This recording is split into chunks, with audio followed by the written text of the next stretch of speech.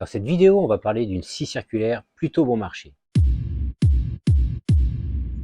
Salut, c'est Sylvain. Aujourd'hui, on se retrouve dans cette nouvelle vidéo qui n'était pas prévue du tout, en fait, à propos de cette scie circulaire. Je vais t'expliquer un petit peu le contexte et puis après, je vais te montrer un petit peu ce petit matos vraiment bon marché. En fait, en ce moment, je suis en train de fabriquer une table pour les jeux de société. Donc une table un petit peu particulière, enfin bon bref, c'est pour un ami qui est passionné de jeux de société et qui m'a demandé de lui fabriquer une table. Cette table, donc elle va être en majeure partie faite en chêne et on a pu ici récupérer de façon locale, chez un ancien du coin, des sections de poutres à prix très intéressant, et les sections font de mémoire 140 plus ou moins par 200 millimètres, et ce sur 3,30 m, 3,40 m de long. Et donc dans ces poutres, je devais déligner quelques planches. Les premières, je les avais faites avec la scie sur table, dont je vous ai fait la vidéo, mais relativement galère, en plusieurs passes d'un côté, retourner le bois, plusieurs passes de l'autre, et, cette longueur-là était plus courte que 3,30 m, 3,40 m, et c'était déjà galère, mais j'avais réussi à faire les premières comme ça. Sur les plus grandes longueurs, donc j'ai fait fumer, j'en ai déligné une avec une vieille petite scie circulaire déjà bon marché, et je l'ai fait fumer, le moteur a chauffé, bref. Je me suis dit donc il m'en faut une autre, et moi la scie circulaire c'est pas l'outil que j'utilise le plus quand je bricole du bois, quand j'en bricole en tout cas. Maintenant j'ai la scie sur table, donc ça va plutôt pas mal.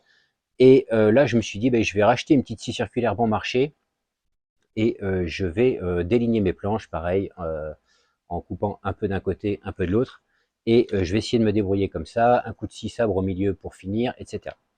Et donc j'ai acheté cette petite scie là sur Amazon, donc marque très certainement une chinoiserie, donc Galax Pro, pour une cinquantaine d'euros. Je te remettrai peut-être le prix exact, enfin dans tous les cas je te mettrai le lien dans la description. Donc lien affilié, le prix ne change pas pour toi.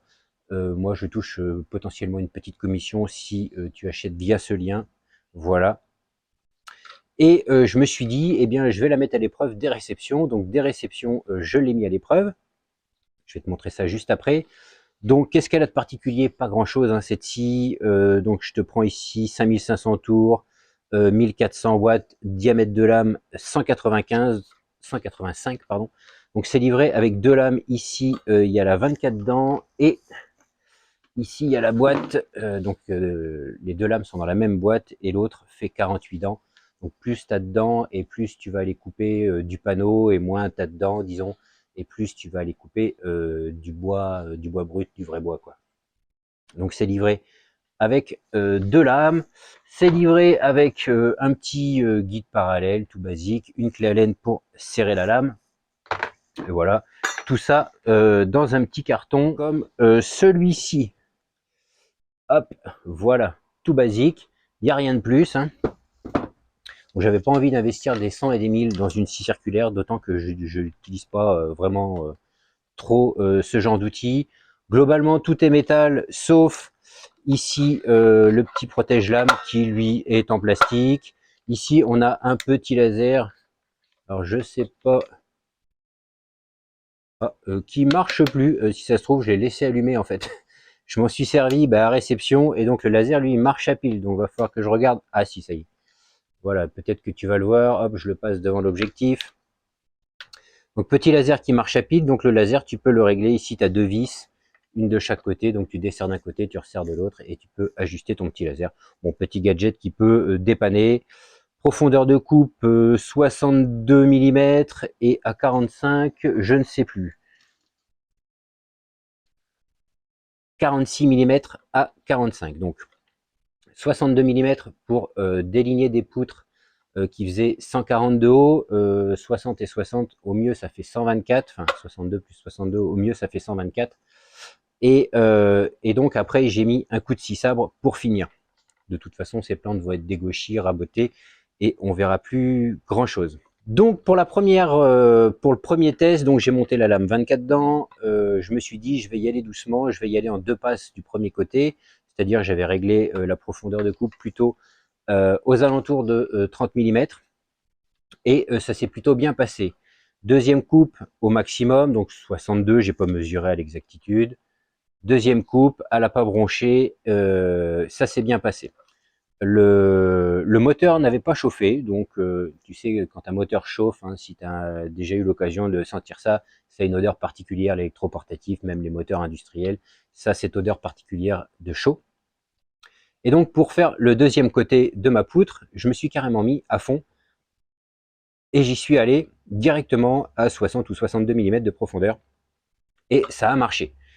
Ça a marché sans difficulté, donc dans Duchesne, l'ancien qui nous l'a vendu nous a dit il a plus de 10 ans de séchage, et je l'ai mesuré d'ailleurs avec le petit testeur d'humidité dont je t'ai fait la vidéo, au pire je te mettrai le lien dans la description. Il était, je dis pas de bêtises, je crois aux alentours de 12% à l'intérieur, au cœur, donc relativement sec. Donc cette machine a réussi à manger 62 mm de chêne, d'autant plus dans le sens du fil du bois. Donc si tu connais un peu, souvent c'est pas évident forcément pour les machines. Et bien là, cette petite scie à 50 balles, eh bien, elle a fait le boulot. Donc j'en suis plutôt content, et alors je ne sais pas combien de temps elle va durer, mais au vu de ce qu'elle m'a mangé, sans broncher, sans donner de signe de faiblesse, j'espère que ça va durer un certain temps. Ici, on a les emplacements des charbons, donc si besoin, donc c'est une scie filaire. Hein. Pour 50 balles, t'as pas grand chose de scie circulaire avec batterie, chargeur, etc. Aujourd'hui, même chez Parkside. Et puis de toute façon, c'est le genre d'outil, encore une fois, que je voulais filaire. Je préfère avoir une scie circulaire, si je devais en avoir qu'une, avoir une scie circulaire filaire. Et si je devais en avoir deux, une filaire, une à batterie. Aujourd'hui, j'en ai une plus petite que ça, qui a fumé et qui est moitié foutue filaire. J'ai pris celle-ci pour la remplacer. Peut-être qu'un jour, je prendrai une scie à batterie, mais c'est pas à l'ordre du jour. Voilà. Donc, si ça t'intéresse, je te mets le lien dans la description. Entre 50 et 52 euros quand je l'ai acheté. J'ai trouvé que c'était intéressant. Donc, je te partage le plan. Si tu as besoin d'un outil, d'une scie comme ça, pas cher, eh bien pour 50 balles, tu as ça.